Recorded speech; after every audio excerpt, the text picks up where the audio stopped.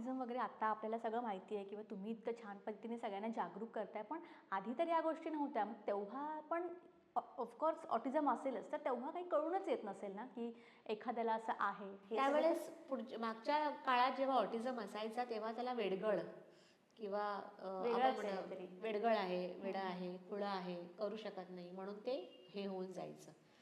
आता लक्षात घे की ऑटिझमचा इन्सिडन्स हा 1,500 एक होता 1970-80 साली वगैरे ज्यावेळेस केलं. 1,500 मुलांमध्ये एकाला ऑटिझम.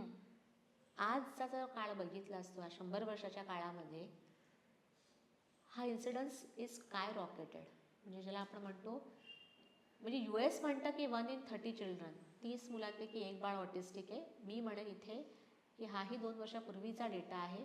आजच्या घडीला 2 बाळं 10 पैकी 2 बाळं ही there is high risk of them being on spectrum.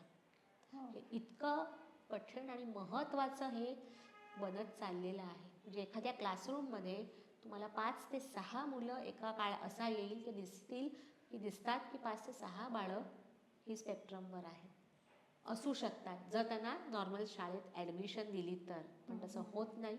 बऱ्याचदा त्यांना स्पेशल ह्याच्यामध्ये द्यावं लागतं. पण this is the figure. 2 in 10 children they are at risk of having autism.